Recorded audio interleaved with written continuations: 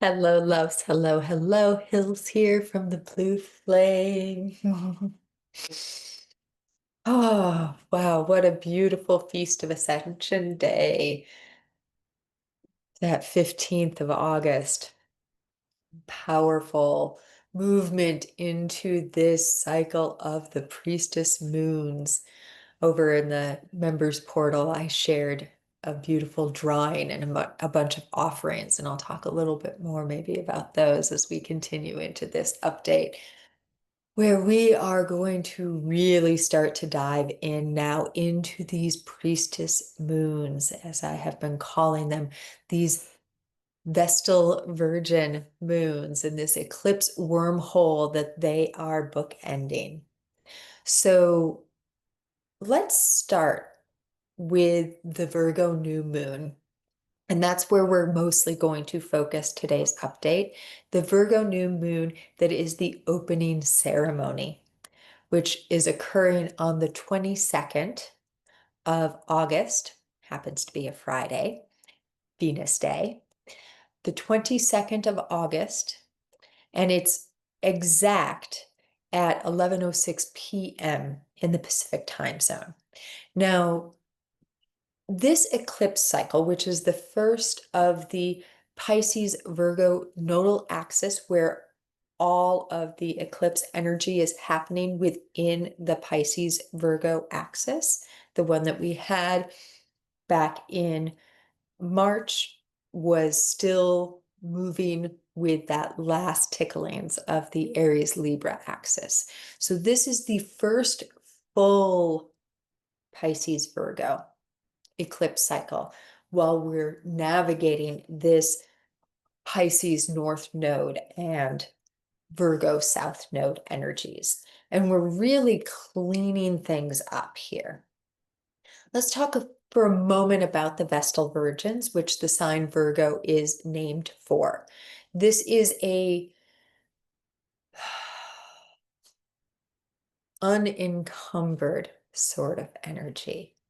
It is purifying of spirit energy. It is the purifying of those aspects of our being that limit us or separate us from our whole unique expression, from our whole spiritual being, from our divinity. So when we work with the energy of the Vestal Virgins, which we're going to be doing throughout this cycle, we are working with that energy of ever perfecting, ever perfecting, ever perfecting, bringing more and more of our consciousness and our heart, bringing more and more of that heart consciousness online, coming into a greater unification of our embodied form and our divine self. This 22nd of August lunation, this new moon at the 0 degree of Virgo, is bringing us into contact also with the heart of the lion, which exists at this time at 0 degrees of Virgo. So this new moon brings us through the Lion's Gate, which we have now fully emerged from. Sirius is rising ever higher in the sky. We come through the Feast of Ascension and that Taurus third quarter moon, and we move into the dark moon phase, into the new moon phase, into that void space, into that black ray, into that Ein Sof energy, where all creation is possible. This is one of the reasons that the new moon is so associated with rebirthing. Rebirthing. So this new moon of rebirthing through our immaculate conception, through our capacity to be whole and unencumbered, What does it mean to be unencumbered? Well, in certain traditions, it means a woman unwed. In other traditions, and more energetically true, perhaps, what it means to be unencumbered is that there is nothing separating, there is nothing placed between you and the divine. When we feel into the practices of the Cathars, of the Essenes, the practice of there shall be no intermediary between myself and God. This is what it means to be unencumbered. To be a virgin priestess is to hold space within yourself for a full communion with the divine. This is what it would mean to be a virgin priest as well, right? It has nothing to do with the abstaining from sex. That was the Puritan ideas of perfectioning, right?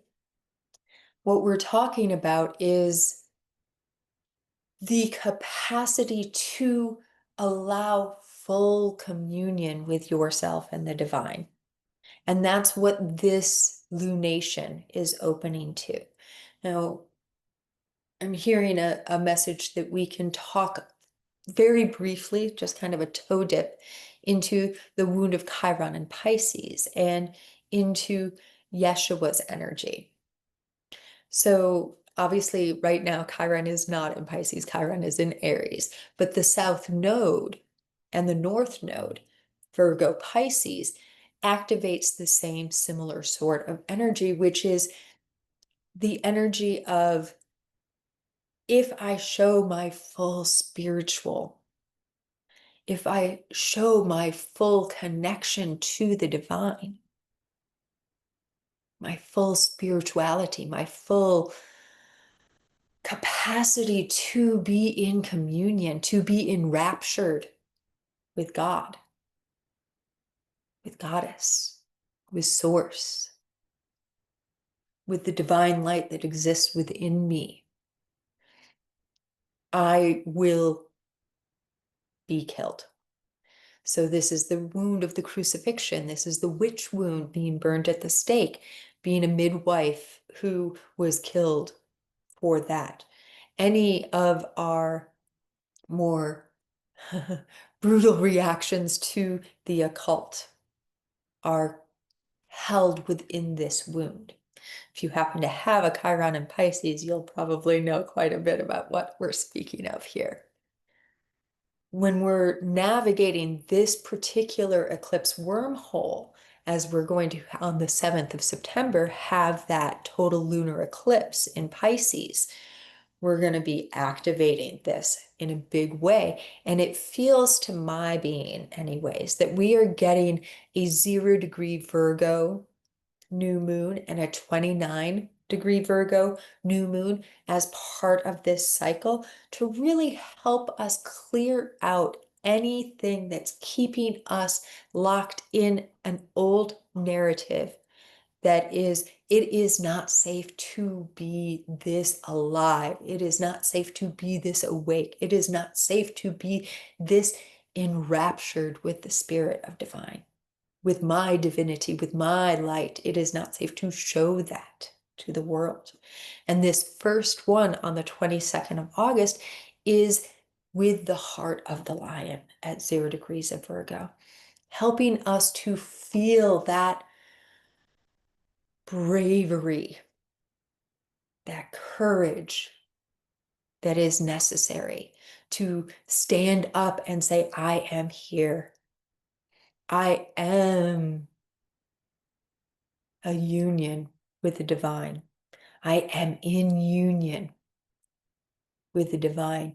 There is nothing that stands between me and the cosmic creative. For within me, within every atom, within every molecule, within every subatomic particle of my being is the cosmic creator. Just that for us to remember in this beautiful, beautiful time. Now, there's a really fun alignment happening during this particular new moon, and it's really moving us into the 25th of August, which has been a date that, for whatever reason, my guides and team have been like, hey, August 25th, August 25th, be aware, be aware, be aware. What's going to happen on that day? Who knows? It could be something in the subtle realms, right? It could be something in the subtle realms that is moving through and is moving through. It could be something big. But let's look at this really fun pentacle that we're receiving in the heavens during this new moon lunation, shall we?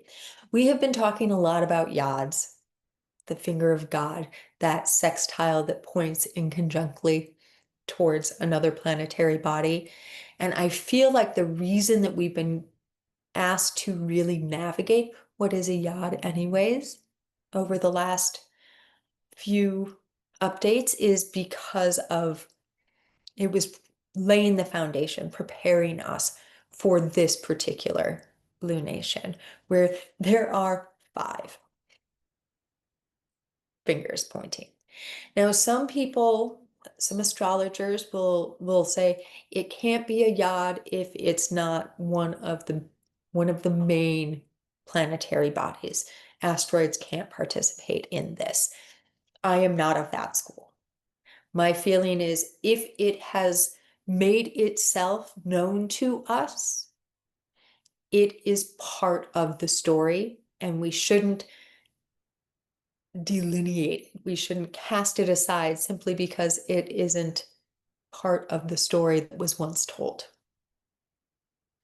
For all of these emerging energies are part of our emerging energy, right? That being said, most of the players in these 5 yads are, in fact, part of the big planets and stars in our solar system and galaxy. So let's start with the sun and the moon. I'm going to share that there is a lot of cross traffic, a lot of crosstown traffic in these yads as well. Players in one switch positions to become the players in others.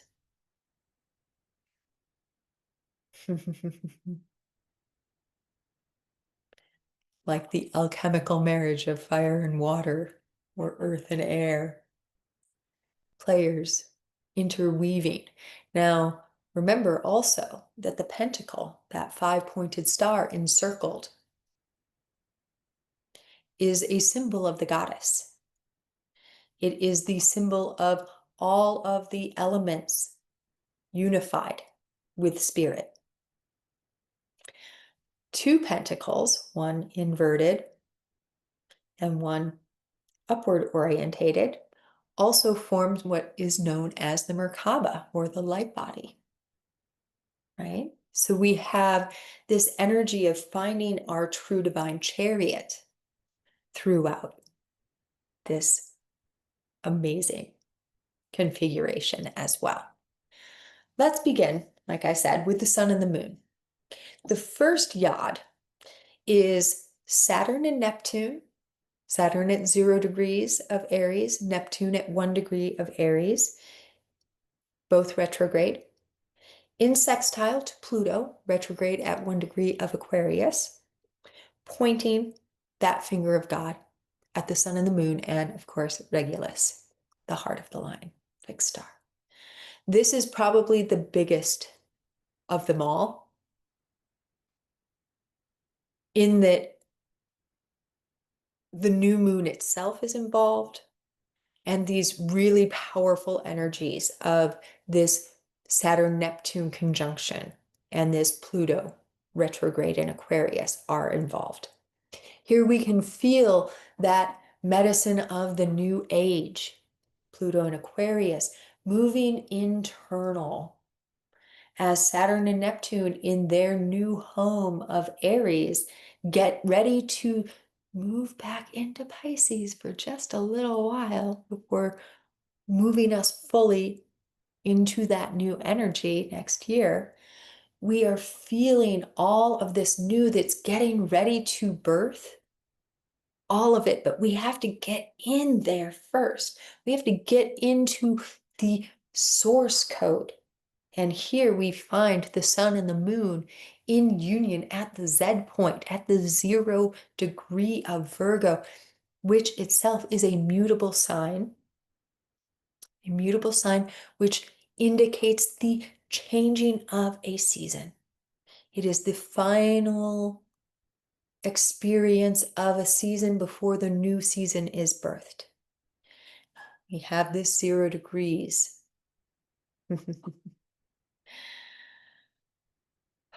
The sun and the moon are also making an amazing sextile to that parade of goddesses at the end degree of Gemini that we talked about in the previous update, that Feast of Ascension update, where we have Hygeia and Isis and Hathor moving in union together. And on the day of the new moon, they will be at Isis and Hygeia, 28 degrees, conjunct Polaris, the North Star, and Hathor at 29 degrees of Gemini, moving all together, right? Moving all together. Now they are, of course, across the wheel from the galactic center. They are in sextile with the sun and the moon and Regulus. And they are pointing at Pluto in Aquarius. Now, remember I mentioned the 25th of August. On the 25th of August, Hathor asteroid will be moving across into that 0 and 1 degrees of Cancer, tightening this sextile. So the Hathors are connected to our sense of purpose, our sense of justice, our creative conscious. They are an interdimensional energy as well as being the goddess, the cow-faced goddess of Egypt. It is mother's milk. Now remember the sign of Aquarius where Pluto is, and they are pointing in conjunctly, is also the sign of manna from heaven, of mother's milk. So we are raining down upon ourselves this awareness of our creative potential. The sun and the moon connecting us into that void point.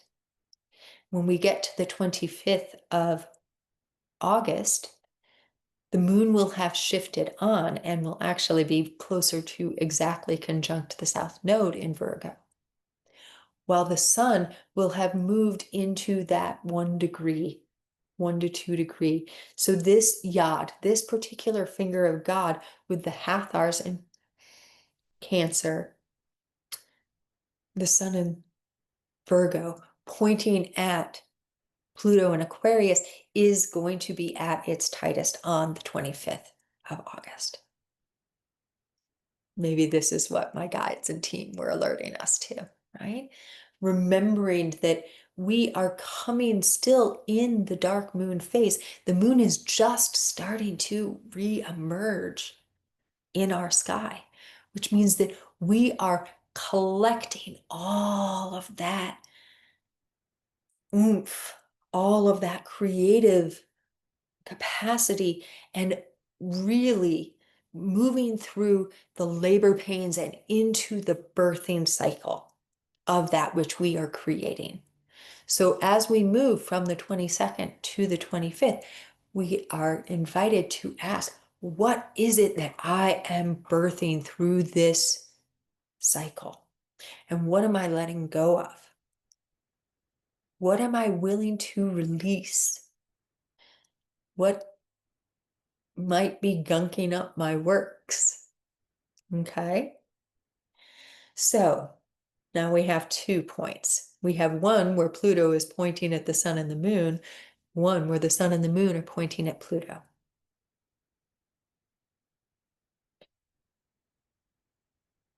Pluto, once again, is also in a pretty tight sextile, one that will continue to tighten, with the asteroid named for Medusa, who will be at 28 degrees of Scorpio. Pluto, Medusa, reclaiming our power, reclaiming our voice, right? Our full wisdom, that capacity to create, to be a voice, to be full-sighted.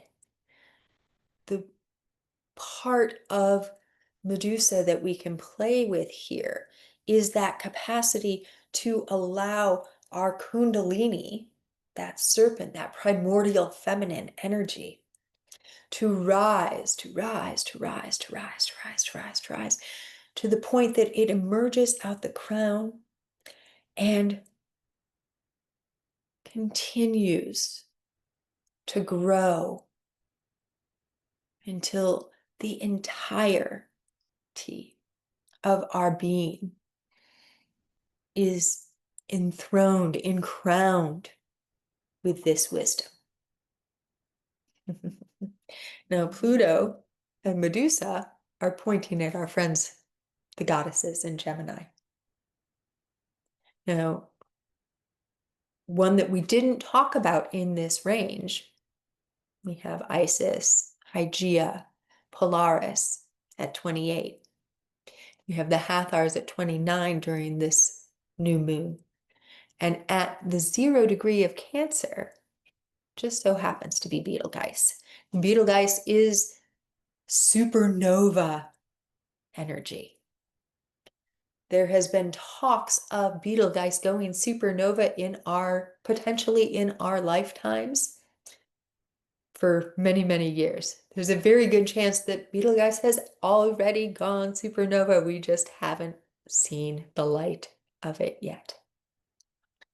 We play with this energy, though, of the Big Bang whenever we have some contact with Betelgeuse.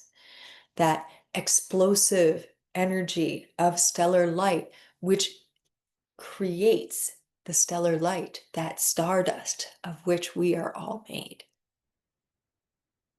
So we have Pluto and Medusa. We have the sun and the moon and Regulus, all playing also with Betelgeuse during this cycle. Now, of course, Saturn and Neptune, who are playing with Pluto in order to make that yod with the sun and the moon. Let's count our 3 that we have so far, shall we? We have Pluto working with Medusa and the goddesses.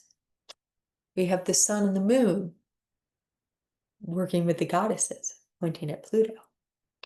And we have Saturn and Neptune working with Pluto, pointing at the sun and the moon. Now, Saturn and Neptune are also still sextile to Uranus and also Sedna, who happens to be exactly conjunct now with Uranus, both at 1 degree of Gemini. Let's feel Sedna for a moment. Sedna is Inuit goddess of the underworld, gatekeeper to the underworld. But Sedna is also the asteroid that goes all the way out to the farthest reaches of our solar system, that place called the Oort cloud, that veil that separates or acts as the cosmic egg, the aura of our solar system. Okay. Sedna goes all the way out to this and then comes back and is on return voyage from the Oort cloud now, working with Uranus as this lovely, amazing energy is. We are awakening to that which is on the other side of the veil. Now, this is partly, largely, what the Saturn-Neptune conjunction is offering us as well. New foundations in our relationship to what is previously unseen. That part of us that is connected in the always to everything that is within this solar auric field and everything that exists on the other side of it. Just like our auric field touches everything around us. Saturn and Neptune and Uranus in their sextile are pointing at the rose dragons, Sekhmet, and the Shapley supercluster, which is the supercluster that's right next door to the supercluster that we are part of here in the Milky Way. The Laniki, I can never say this Hawaiian word, and I apologize, supercluster. We get to feel what not only is beyond our auric field, beyond the Earth's auric field, beyond the soul system's auric field, but beyond our supercluster's auric field in this. And when we talk about that interdimensional energy of the Hathors, the rose dragons are powerfully connected to them. It is that energy of empowered compassion that allows us to accept all of the parts of us and feel that amazing potentiality in Sekhmet working with this energy. The Mother of Dragons is one of her names. And Saturn and Neptune, Uranus and Sedna pointing at them, helping us to release old judgments about what it is to be spiritual and what it means to be of the world. Release old judgments about this is the only way, and instead embrace the I am and the full potentiality in our relationship, unencumbered with the divine, with Source, the Source that exists within each and every one of us, and to witness that in all of the beings that surround us and exist within us. Now, these beautiful beings, the rose dragons, Sekhmet, Shapley supercluster, are also working in our fifth point, our fifth finger of God, in sextile with the sun and the moon and Regulus, pointing at Saturn and Neptune. Now, there are squares and trines and all sorts of other things that are interacting with all of these energies. But these 5 points, maybe we'll call them the fingers of the goddess, are pointing to us, are creating this elemental marriage in our heavens, helping us to remember the elemental marriage that is in the cosmic creative that we are, each of us, in each moment, with each breath that we inhale that is a unification of air and water that beats our heart, that is a marriage between water and air and fire and earth.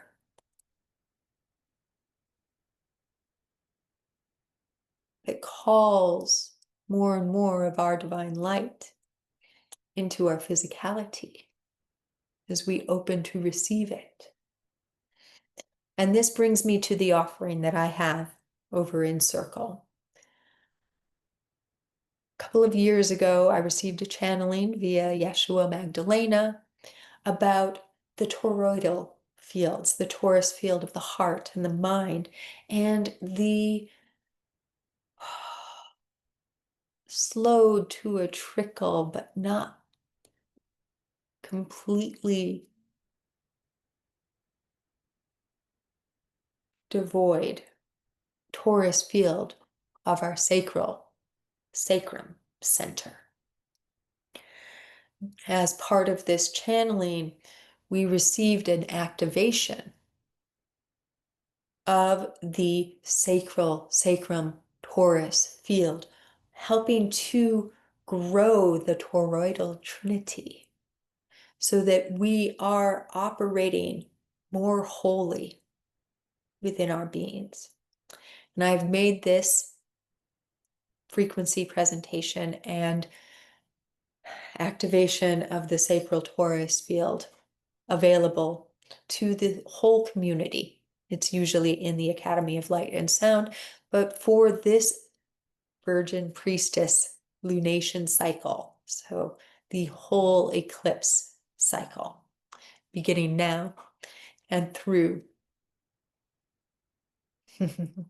through the new moon on the 21st of September. This will be available.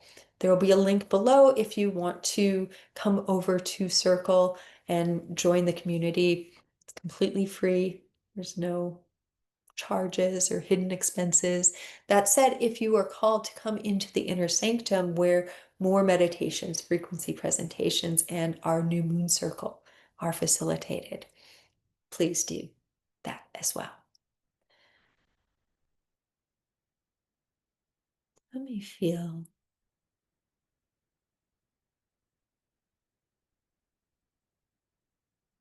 As we move through the opening ceremony that is this Virgo new moon on Friday, and remember, Friday is Venus Day, it's the day of the goddess.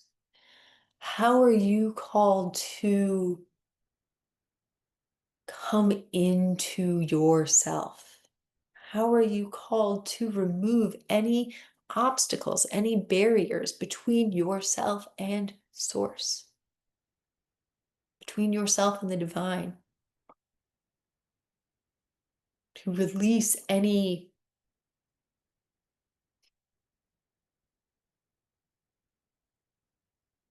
to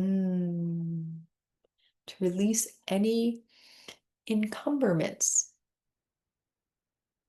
that may exist between your full embodied receiving of your divinity.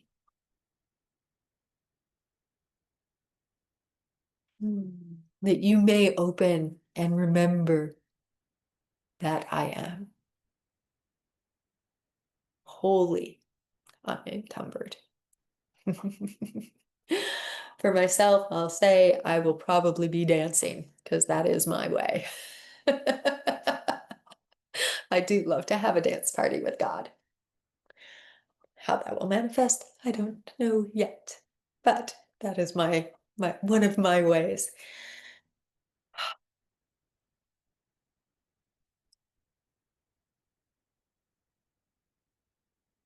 Water, working with the elements could be a really powerful way to play in this energy as well. Feel for yourself what you were called to.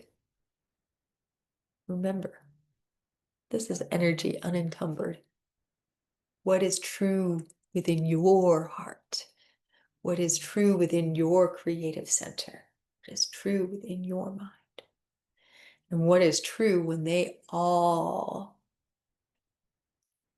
get on the same page?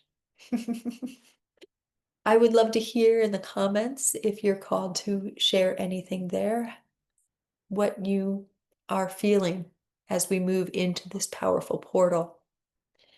And if it calls to you, I would greatly appreciate if you like, subscribe, and share this video.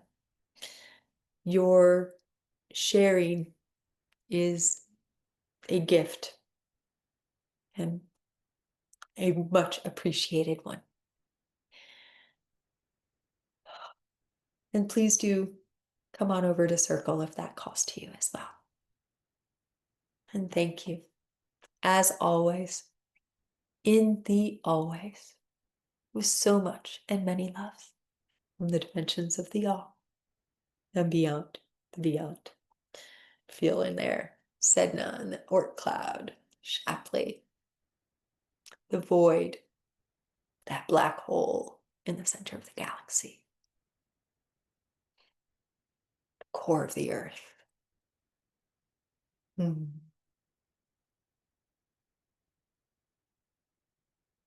The Ain't Self.